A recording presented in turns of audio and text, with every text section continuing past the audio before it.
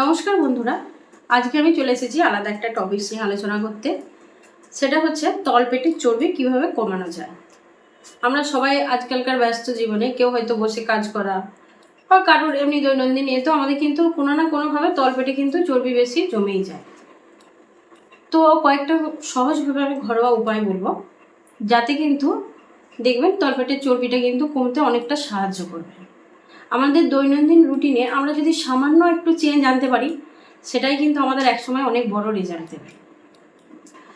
তো ঘরোয়া উপায়গুলোর মধ্যে যেটা কিন্তু আমরা একটু যদি চেষ্টা করি করতেই পারি, এক হচ্ছে একটা ড্রিঙ্ক, যেটা হচ্ছে আপনার জিরে, আদা আর লেমন দিয়ে তৈরি করতে হবে। তো আধ গ্লাস জলে সেখানে হচ্ছে আপনি 1 চামচ জিরেকে সারা রাত ভিজিয়ে রেখে দেবেন। পরের দিন সকালবেলা আধ গ্লাস জলটাকে একটা প্যানে দিয়ে সেখানে 1 চামচ জিরে, 1 চামচ আদা কুচি দিয়ে জলটাকে 5 মিনিট ফোটাবেন। ফোটাবার পর ওটাকে পরিষ্কার একটা কাপে হোক গ্লাসে হোক ছেঁকে নেবেন, নিয়ে তাতে কিন্তু একটা লেবু চিপকে দেবেন। লেবুর রসটা ওতে মেশাবার পর সেটা কিন্তু খালি পেটে প্রত্যেক দিন কিন্তু খাবেন। এটা যদি আপনি আনতে পারেন চেঞ্জটা, তাহলে 1 সপ্তাহ আপনি ট্রাই করে দেখতে পারেন, রেজাল্ট অবশ্যই পাবেন।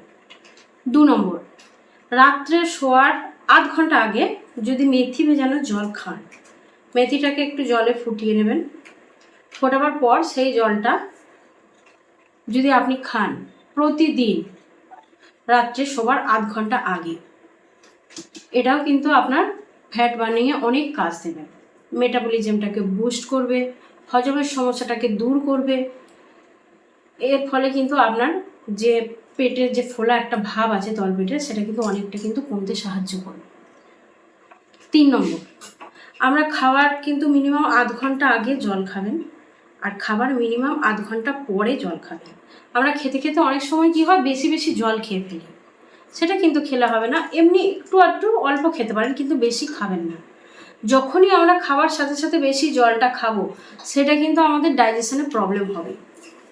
এর ফলে কিন্তু আমাদের খাদ্যটা ভালোভাবে হজম তো হবেই না, উপরন্তু মেদটা পেটে কিন্তু বেশি পরিমাণে জমে যাবে। এটা কিন্তু বন্ধ করতে হবে। খাওয়ার সময় একটু একটু জলটা খেতে পারেন, কিন্তু ওটা অভ্যাসটাকে কিন্তু তৈরি করতে হবে। আর একটা যেটা হচ্ছে, কয়েকটা ব্যায়াম আছে পেটে, সেটা কিন্তু ঠিকঠাকভাবে করতে হবে। তাহলেই দেখবেন অনেকটা কিন্তু তলপেটের চর্বিটা গলতে কিন্তু সক্ষম হবে।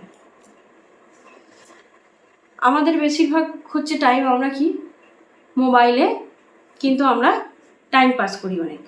অনেকে কেউ ল্যাপটপে বসে কাজ করেন।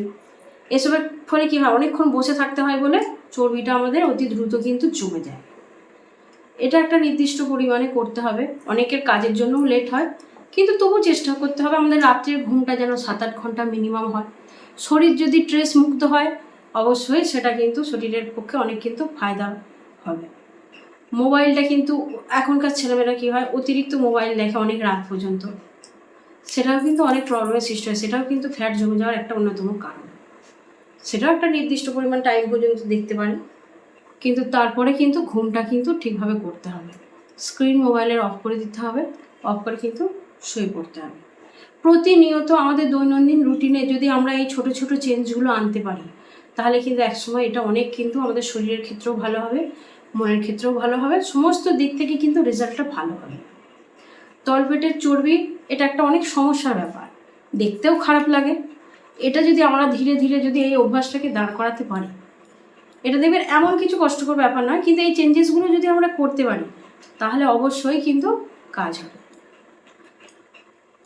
আপনারা যদি এর মধ্যে কোনোটাও ব্যবহার করে থাকেন বা আজ থেকে যদি স্টার্ট করেন ভিডিও দেখার পর, তাহলে কিন্তু আমাকে অবশ্যই কমেন্ট করে জানাবেন যে কোনটা আপনি শুরু করেছেন এবং আপনার তাতে কোনো কাজ হচ্ছে নাকি।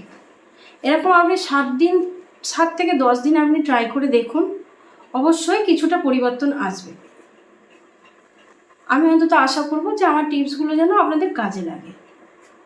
আর আমার ভিডিওটা যদি আপনাদের ভালো লাগে, তাহলে লাইক করবেন, শেয়ার করবেন এবং চ্যানেলটিকে অবশ্যই সাবস্ক্রাইব করবেন এবং পাশের থাকা বেল আইকনটিও দাবিয়ে দেবেন, যাতে পরবর্তী ভিডিও যখনই আমি ছাড়বো আপনারা আগে সেটা দেখতে পারেন। এবং আমাকে কমেন্ট করতে ভুলবেন না যে এর মধ্যে কোন টিপসটা আপনি ফলো করেছেন এবং আপনার সেটার মধ্যে কোনো কাজ হচ্ছে নাকি, উপকারে আসছে নাকি, সেটা অবশ্যই কিন্তু আমাকে জানাবেন। সবাই ভালো থাকবেন, সুস্থ থাকবেন।